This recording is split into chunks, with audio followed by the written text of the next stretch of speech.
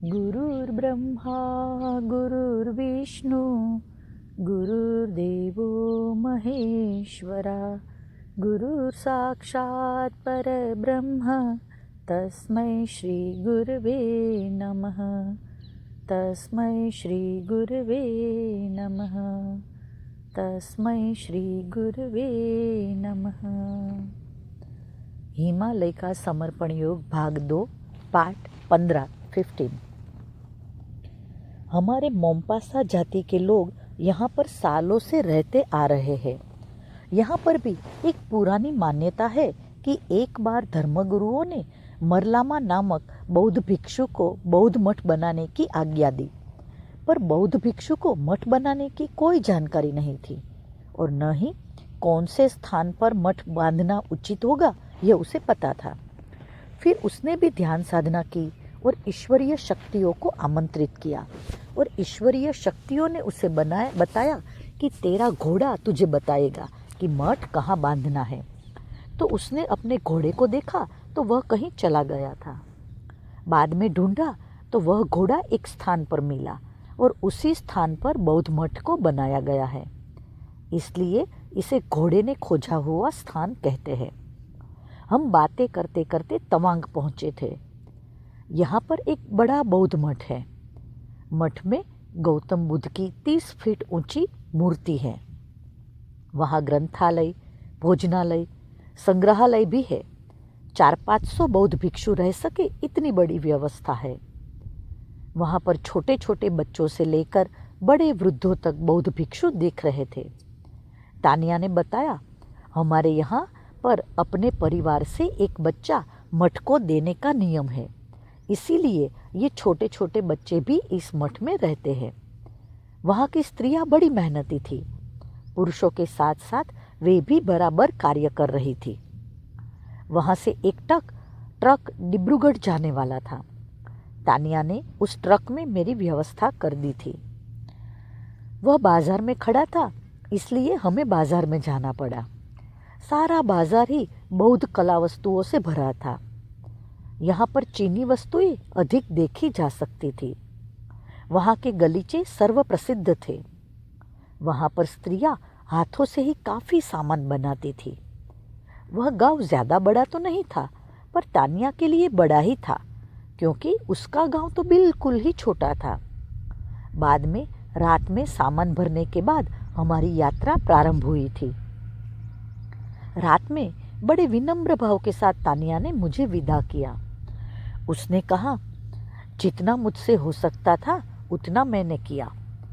मुझे उसने रास्ते में खर्च के लिए कुछ पैसे भी भेंट स्वरूप दिए और मैंने नम आंखों से उससे विदाई ली। मेरी व्यवस्था ट्रक ड्राइवर के पास में एक बेंच पर की गई थी। वह बोला, आप सो जाओ बाबा, हम तो अब रात भर ट्रक चलाएंगे। तानिया ने उस ड्राइवर को और आवश्यक निर्देश दिए और फिर मेरी यात्रा रात भर चलती रही। दूसरे दिन भी सुबह कोहरा छाया हुआ ही था और खिड़कियों से आने वाली ठंडी हवा लग रही थी। गाड़ी की स्पीड कुछ अधिक नहीं थी, क्योंकि रास्ते ही अच्छे नहीं थे। पत्थर तोड़कर रास्ते बनाने का कार्य चल ही रहा था। हम एक स्थान पर थोड़े समय विश्राम करने के लिए रुके। वहाँ पर कुछ खान पान किया और आगे चल दिए और रात के समय असम के एक गांव में पहुँचे। वहाँ पर रुके तो रात में वहाँ भोजन में चावल, 4 सब्जियाँ, दाल ऐसा भोजन था। ऐसा भोजन मैंने बहुत दिनों के बाद खाया था। मैंने अपने आप को जगाया कि यह मानव भोजन है। अभी तक फल और पत्ते खाकर ही रह रहा था। उस होटल पर जोर जोर से बिहू नृत्य की कैसेट बज रही थी और बड़ा हल्ला गुल्ला था। फिर रात को हम चले तो दूसरे दिन डिब्रूगढ़ के पास पहुंचे। यह असम का एक बड़ा शहर था। यह शहर असम की राजधानी गुवाहाटी से काफ़ी दूर था, पर काफ़ी बड़ा शहर था। सुबह जब पहुंचे तो उस ट्रक ड्राइवर ने वहाँ के मैनेजर से कहकर मेरी रात में दीमापुर जाने की व्यवस्था कर दी और एक दूसरे ट्रक के साथ मैं रात में दीमापुर की ओर चल दिया। यह ट्रक ड्राइवर बंगाली था और रामकृष्ण जी का परम भक्त था। उसके ट्रक में रामकृष्ण जी व शारदा माँ की तस्वीरें लगाई हुई थी। हम रात में निकले और दूसरे दिन दिन भर चलते रहे और तीसरे दिन दीमापुर पहुँचे। यह दीमापुर भी बड़ा शहर था। यह नागालैंड में था।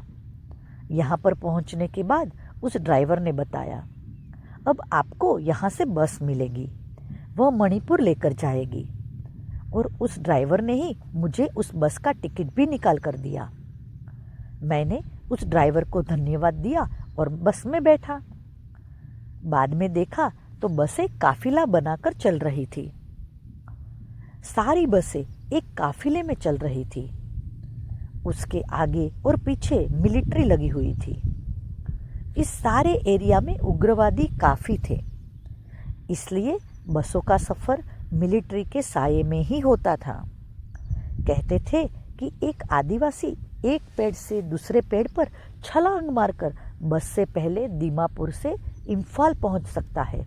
इतने घने जंगल थे। इम्फाल पहुंचा तो वहां पर फुटबॉल की किसी टीम की जीत का सम्मान समारोह चल रहा था। इस मणिपुर राज्य में खेल कूद की गतिविधि बहुत लग रही थी। यहाँ पर स्त्रियां भी साइकिल से घूमती थी, नाक के सिरे तक चंदन का लंबा टीका लगाती थी। यहाँ पर अलग व्यवस्था थी। यहाँ पर एक स्त्री अनेक पति रखती थी। सारा बाजार स्त्रियों के ही हाथ में था। सारी व्यवस्थाएं वे ही देखती थी। यहाँ के एक किसान के नाम तानिया ने एक पत्र दिया था। वह लेकर मैं उस किसान से मिला। उस किसान की खेतीबाड़ी थी।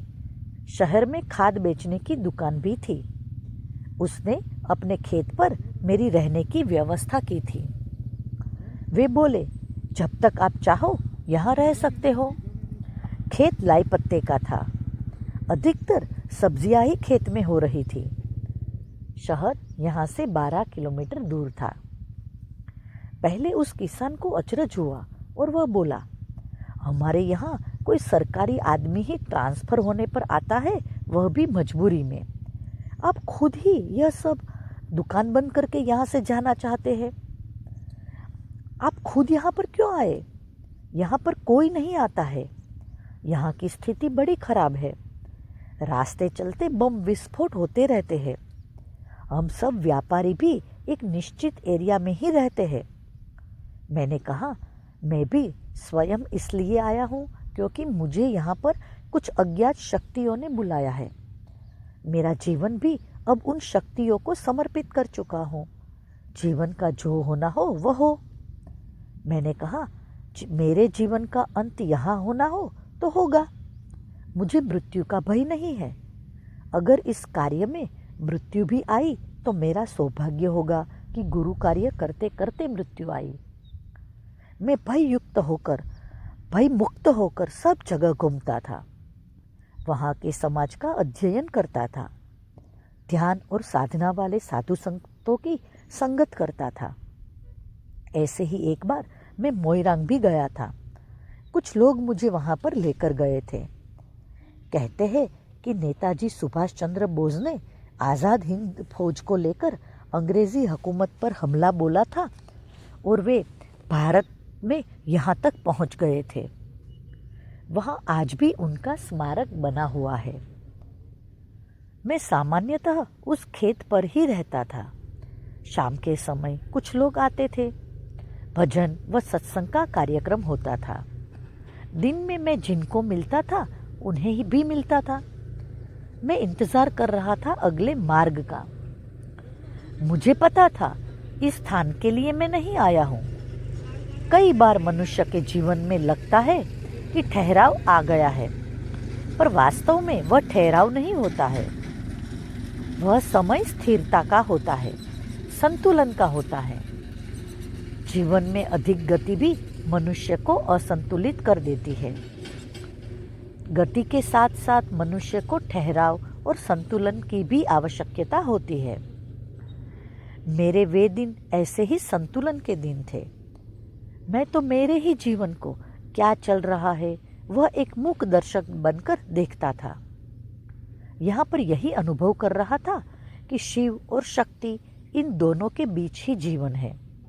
शिव यानी मनुष्य के शरीर की आत्मा, उस आत्मा का प्रभुत्व शरीर पर कितना है?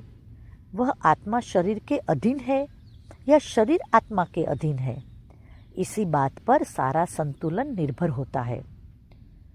अगर मनुष्य का शरीर आत्मा के अधीन है, इसका अर्थ है कि आत्मा अपने मूल स्वरूप में है, पवित्र है, और आत्मा पवित्र है तो चित्त भी पवित्र होगा, क्योंकि चित्त तो आत्मा का ही प्रकाश है। तो ऐसे मनुष्य का जीवन संतुलित होगा, सुरक्षित होगा, और उसके जीवन में गति के साथ साथ ठहराव भी होगा। यानी वह व्यक्ति एक निश्चित नियंत्रित गति से ही जीवन में आगे बढ़ेगा और संतुलित होते हुए अपने जीवन में अपनी आत्मा द्वारा निर्धारित किए गए लक्ष्य तक पहुंचेगा और जीवन में आत्मसुख पाकर आत्मानंद पाएगा, क्योंकि उसकी गति पर उसकी आत्मा का पूर्ण नियंत्रण होगा। दूसरा, मनुष्य वह है जिसके शरीर का प्रभुत्व उसकी आत्मा पर होता है। उसके भीतर उसकी आत्मा तक का अस्तित्व नगण्य सा होता है, इसलिए उसका शरीर, उसका मन जैसा चाहता है वैसा ही करता है। वह चाहे उतनी गति से भागता है और गति ही उसकी दुर्घटना का कारण बनती है। उसका गति पर कोई नियंत्रण नहीं होता, क्योंकि वह गति को ही प्रगति समझता है। वास्तव में गति यानी केवल आगे और आगे बढ़ना है, और प्रगति यानी संतुलित विकास की प्रक्रिया है। मनुष्य के जीवन में गति घातक होती है, प्रगति नहीं, क्योंकि प्रगति में गति के साथ साथ संतुलन भी जुड़ा होता है, ठहराव जुड़ा होता है। अब मेरा जीवन भी आत्मा के प्रभुत्व में ही चल रहा था, और जो गति थी वही शक्ति थी, वही माया थी। उस पर शिव यानी आत्मा का नियंत्रण संपूर्ण था, इसलिए गति नियंत्रित थी और ऐसे ठहराव मेरे जीवन में आते रहे हैं। ऐसा ही ठहराव यह था। मैं इस खेत में आकर ही ठहर सा गया था। यहाँ से आगे का क्या मार्ग है पता नहीं था, और न ही मैं उसके बारे में कुछ सोच रहा था। मैं जहाँ था मस्त था। एक दिन बाजार में एक घटना घटी। मुझे नया कुर्ता सिलवाने के लिए वह किसान मुझे एक कपड़े की दुकान में ले गया। वह एक लड़की की दुकान थी। वह स्वयं आई और कपड़ा दिखाया। मैंने उस लड़की को टेप से लेकर यह कपड़ा इतना नाप, ऐसा कहा। उस काउंटर के इस ओर मैं था और दूसरी ओर वह लड़की थी। वह लड़की कपड़ा नापने के लिए काउंटर पर झुकी तो एक बंदूक की गोली उसकी दुकान में घुसी और वह जहाँ खड़ी थी वहीं घुसी। वह लड़की बोली, गुरुजी, आप ही के कारण आज मैं बची। न आप मुझे कपड़ा नापने के लिए कहते और न मैं झुकती। मैं झुकी इसलिए बच गई, अन्यथा आज इस गोली से मेरी मृत्यु निश्चित थी। बाहर मिलिट्री की जीप पर किसी ने हैंड ग्रेनेड फेंका था, तो मिलिट्री वालों ने गोलियां चलाई। तो यह उन्हीं की बंदूक की गोली थी जो इस लड़की के पीछे की अलमारी में लगी थी। मैंने उसे कहा, मंगल के साथ जुड़े होने से अपने आसपास भी मंगल ही होता है, अमंगल नहीं। केवल मंगल से जुड़ा होना चाहिए। उस लड़की से मेरा तब से परिचय हो गया था। फिर धीरे धीरे उसके पति, बच्चों, माँ बाप सबसे उसने मुझे मिलाया कि इनके कारण मैं बच गई। मैंने कहा, बचाने वाला तो ऊपर वाला है, मैं तो एक निमित्त था तेरे समझने के लिए कि बचाने वाला भी कोई है। उस लड़की का पति बोला, गुरुजी, ऊपर वाला कोई है, उसे तो किसी ने नहीं देखा। हमारे जीवन में तो ऊपर वाला तुम्हारे ही रूप में हमें मिल गया है। वह एक कुर्ता स्वयं ही सीकर मुझे भेंट देने आया था। यह लड़की बौद्ध थी, वह भी ध्यान साधना करती थी। मुझे भी बौद्ध धर्म में आस्था थी। बौद्ध धर्म की जानकारी प्राप्त करना मैं चाह रहा था। मेरी उस लड़की के परिवार के साथ कई बार चर्चाएं चलती थी। हिंदू धर्म पूजा पाठ पर आधारित था। बाद में बौद्ध धर्म आया और वह ध्यान के ऊपर आधारित था, तो इस कारण भी मेरी रुचि बौद्ध धर्म में थी। फिर बौद्ध साधुओं से मिलना होता रहता था। बौद्ध भिक्षुओं से चर्चा चलती ही रहती थी। हम सब यही मानते थे कि परमात्मा एक विश्वव्यापी शक्ति है। ये सब धर्म उस तक पहुंचने के विभिन्न मार्ग है और किसी भी मार्ग से परमेश्वर तक पहुंचा जा सकता है। कोई धर्म ऊंचा या कोई धर्म नीचा नहीं है। तुमको कौन सा धर्म, तुमको कौन सा मार्ग सहज व अच्छा लगता है, यह प्रत्येक का अपना निजी प्रश्न है। किसी भी मार्ग से परमेश्वर तक पहुंचा जा सकता है और एक बार वहां पहुंच गए तो धर्म छूट जाते हैं, क्योंकि धर्म को पार करके ही वहां पहुंचा जा सकता है। मैं उस समय बौद्ध धर्म, बौद्ध संस्कृति का अध्ययन कर रहा था। मैं लोगों से कहता था, मैं हिमालय से आया हूँ, वहाँ पर बहुत कम लोग हैं और जो है वे परमात्मा में लीन है, पर धर्म के नाम पर आप जो करते हैं वैसा वे नहीं करते। वहाँ पर मीलों तक कोई मंदिर नहीं है, कोई मूर्ति नहीं है, कोई माला, कोई ग्रंथ नहीं, कोई भी ऐसी वस्तु नहीं है जिसका आप उपयोग करते हो। फिर भी उनका संबंध ध्यान के कारण परमात्मा से है। इसका अर्थ है परमात्मा से संबंध स्थापित करने के लिए इन सब कर्मकांडों की आवश्यकता नहीं है। पूजा पाठ, मूर्ति, मंदिर, माला, ये सब उस परमेश्वर को पाने में सहायता कर सकते हैं, पर ये आवश्यक भी नहीं है। आवश्यक है तुम्हारा भाव, और उस भाव को जागृत करने के लिए ही ये सब होते हैं। सबसे महत्वपूर्ण है भाव। मैं भी अभी कहीं पहुंचा नहीं हूँ। मैं भी अभी मार्ग पर चल रहा हूँ, ढूंढ रहा हूँ, खोज रहा हूँ, और जब तक परमेश्वर की आज्ञा नहीं होती वह बात मैं आपको दे नहीं सकता हूँ। परमेश्वर की आज्ञा महत्वपूर्ण है।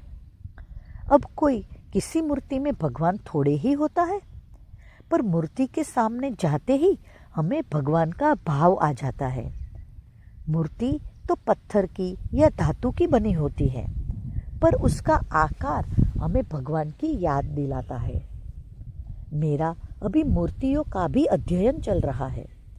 कुछ मूर्तियों से भाव लगता है, कुछ मूर्तियों से नहीं।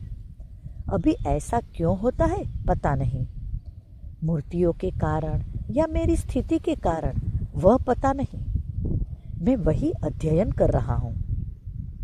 मूर्तियों के कारण हमारे हृदय में परमात्मा के प्रति भाव निर्मित हो जाता है, पर सभी मूर्तियों से होता ही है ऐसा नहीं है। पर मूर्तियों से होता भी है, यह सही है। दोनों ही है, पर किसी मूर्ति से होता है, किसी से नहीं। ऐसा क्यों, वह पता नहीं। वहाँ पर कृष्ण भगवान का मंदिर छोटा सा ही सही प्रत्येक बाजार में होता था। कुछ अलग पौराणिक कथाएं वहाँ से जुड़ी थी। कोई कहता था रुक्मणी हमारे राज्य की थी, इसलिए श्री कृष्ण हमारे दामाद है। वहाँ एक गांव भी है जिस गांव की रुक्मणी थी, ऐसा वे मानते हैं। तथा अर्जुन ने भी चित्रांगदा नामक राजकन्या से शादी की थी, वह इसी राज्य की थी। यहाँ पर उसके लड़के बब्रुवाहन नामक राजा ने भी यहाँ राज्य किया था।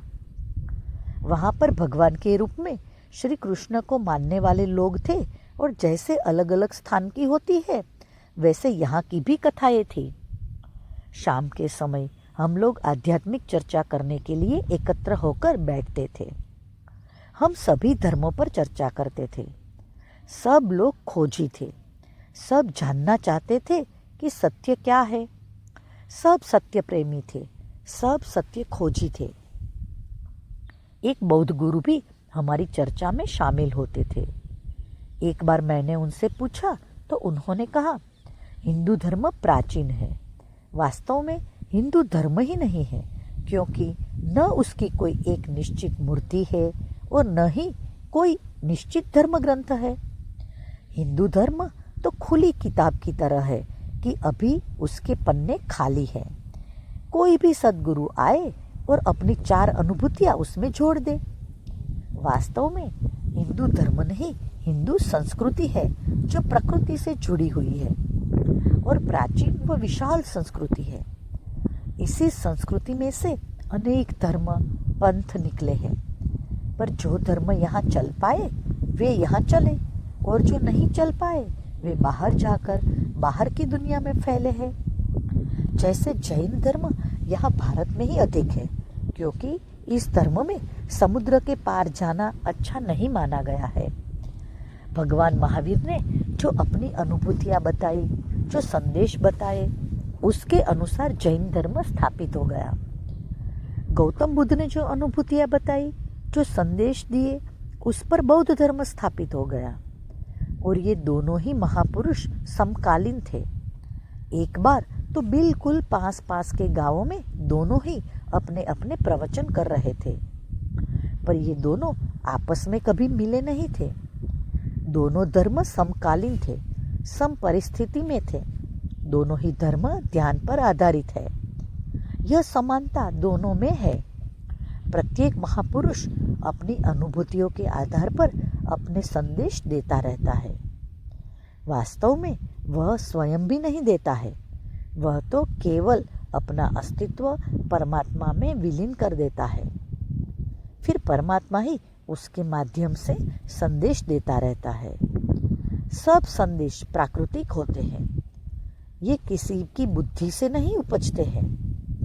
एक बहुत अच्छी बात थी, हमारी मंडली में कट्टर धार्मिक व्यक्ति कोई भी नहीं था। सब खुले विचार व खुले दिल वाले व्यक्ति थे। सब सत्य शोधक थे। यह खेत एक तरफ एकांत में था, पास में नदी थी। मैं रोज सुबह नदी पर नहाने जाता था। इतनी ठंड रहती थी कि नदी से ही भाप निकलती हुई दिखती थी, यानी बाहर पानी से अधिक ठंड थी। नहा धोकर फिर ध्यान धारणा करते बैठता था।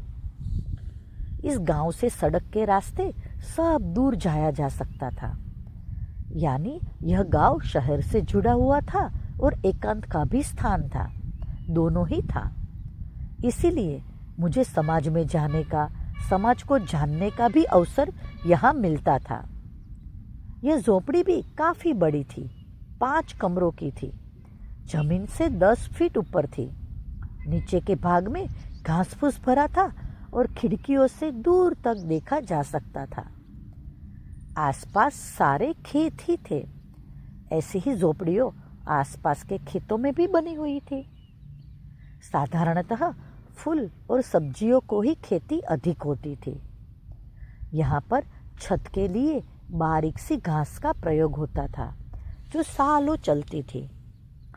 एक दिन मैं मोइरांग गया तो वहाँ पर देखा कि एक पहाड़ी पर जापानी सैनिकों की कब्रगाहें बनी हुई हैं। युद्ध में काफ़ी जापानी सैनिक और अधिकारी इस पहाड़ी पर मारे गए थे। उनकी याद में कब्रगाहें बनाई गई है और आज भी कई जापानी लोग अपने पूर्वजों की कब्र पर फूल चढ़ाने के लिए आते हैं। कहते हैं उस पहाड़ी की सारी देखभाल जापानी लोग ही करते हैं। नीचे एक स्थान पर मैंने ऐसी ही एक वाटिका देखी जो अंग्रेजों की स्मृति में बनाई गई थी। उनके नाम व उम्र सब वहाँ पर पट्टियों पर लिखे हुए थे। सब सैनिक व अधिकारी 20 से 25 वर्ष की उम्र के ही थे, जो अंग्रेजों की तरफ से लड़ते हुए मारे गए थे। ये दोनों ही स्थान देखकर दुखी हो गया और मेरे मन में विचार आने लगे कि अंग्रेज मरा हो या जापानी मरा हो, पर अंततः मरा तो मनुष्य ही है। वास्तव में मनुष्यता मरी है। ये युद्ध कभी भी विश्व में शांति नहीं ला सकते हैं, जबकि सारे युद्ध शांति के लिए ही लड़े जाते हैं। कभी बंदूक से शांति आ सकती है, क्योंकि बंदूक निर्जीव है, शांति सजीव है। निर्जीव से सजीव की निर्मिति हो ही नहीं सकती है। आज युद्ध के लिए मनुष्य विभिन्न प्रकार के हथियार बना रहा है और विभिन्न प्रकार के बम बना रहा है। विभिन्न प्रकार के अस्त्र बना रहा है और अपने ही पैर पर कुल्हाड़ी मार रहा है, क्योंकि इन हथियारों से बाद में ऐसा समय आएगा कि मनुष्य मनुष्यता के लिए ही खतरा हो जाएगा। विश्व के सारे देशों में यह हथियार बनाने की होड़ लगी है कि कौन कितने घातक हथियार बना सकता है। यानी कितना विचित्र है कि मनुष्य ही सोच रहा है कि मैं कितने अधिक मनुष्यों को मार सकता हूँ। जब मनुष्य ही मनुष्य के बारे में ऐसा सोच रहा है तो मनुष्य को बचाएगा कौन? मुझे तो मनुष्यता ही खतरे में मालूम पड़ रही थी। सारे मनुष्य ही मर गए तो उस जीत का जश्न मनाएगा कौन? और फिर यह जीत है या मनुष्यता की हार है? क्योंकि यह सब बुद्धि का एक तरफा विकास है। जितने तुम्हारे पास घातक हथियार है उतने ही घातक हथियार तुम्हारे दुश्मन के पास भी है। जब तुम घातक हथियार चलाओगे तो वह भी घातक हथियार चलाएगा और मनुष्यता मरेगी। मुझे विश्व शांति की प्रेरणा इस मणिपुर राज्य के इन स्मारकों से मिली। मानो दोनों स्मारक बता रहे थे कि युद्ध का परिणाम क्या होता है। मानो वे कह रहे थे, मैं मरा हूं तेरे लिए, तू मत मरना मेरे लिए, और अगर तू मरा मेरे लिए तो बाहर खड़े हैं तेरे लिए। एक केंचुआ होता है, उसे लोग मछली को पकड़ने के लिए कांटे पर लगाते हैं। वह केंचुआ मछली को यह कविता सुना रहा है, मुझे मारा गया है तेरे लिए, अब तू मुझे खाने के लिए मत प्रयत्न कर। अगर खाया तो मेरे अंदर का कांटा तुझे फंसेगा, और तू फंसी तो तुझे खाने के लिए बाहर मनुष्य बैठा है, वह तुझे भी खाने वाला है। ऐसा लगा कि दोनों देशों के मरे हुए सैनिक पुकार पुकार कर कह रहे हैं कि युद्ध का परिणाम क्या होता है। मणिपुर ऐसा राज्य है जहां पर दोनों ही देशों के सैनिकों की कब्रिस्तान है। शायद यह विश्व का एकमात्र स्थान होगा जहां दोनों ओर के सैनिकों की स्मृतियां हैं। आज विश्व में हथियारों की जो होड़ लगी है वह कल मनुष्य का ही विनाश करने वाली है। प्रत्येक देश इन हथियारों पर इतना बड़ा खर्च करता है और किया गया सारा खर्च सुरक्षा व्यवस्था में किया गया है, ऐसा कहता है। क्या हथियारों से सुरक्षा संभव है? इन हथियारों से आज तक न कोई सुरक्षित हो पाया है और न हो पाएगा। अब कोई भी देश इस ओर कार्य नहीं कर रहा है। वास्तव में शांति के लिए तो एक पैसा भी खर्च नहीं कर रहे हैं, तो शांति आएगी कैसे? हाँ, विश्व शांति के नाम पर विश्व युद्ध अवश्य होते हैं। मनुष्यता को बचाने के लिए हथियार काम आ सकते हैं, यह एक मिथ्या धारणा है। मनुष्य सजीव है, श्रेष्ठ है और हथियार कनिष्ठ है। तो कनिष्ठ कैसे श्रेष्ठ को सुरक्षा दे सकता है? कभी दे ही नहीं सकता है। पर यह समझाएगा कौन? और कौन समझने के लिए तैयार है? कोई नहीं। अब अगर मनुष्य को कोई बचा सकता है तो वह स्वयं ही अपने आप का बचाव कर सकता है। इस वैश्विक अशांति के समय यही एकमात्र उपाय लग रहा है, क्योंकि सारे देश ऐसे ही विनाश का उपाय ढूंढ रहे हैं, तो किसी भी देश पर शांति के लिए निर्भर नहीं रहा जा सकता है। अब शांति बाहर नहीं, भीतर खोजनी पड़ेगी। बाहर के जगत में अमन और शांति संभव ही नहीं है। अगर अमन चाहिए, शांति चाहिए, तो मनुष्य को भीतर खोजनी होगी। सुरक्षा चाहिए तो मनुष्य को भीतर ही निर्माण करनी होगी, तभी सुरक्षा संभव है। विश्व के इन हथियारों से सुरक्षा पाने के लिए इन हथियारों से भी बड़ी सुरक्षा खोजनी होगी, और यह खोज बाहर रहकर संभव नहीं है। अपनी सुरक्षितता हमें स्वयं सुनिश्चित करनी होगी।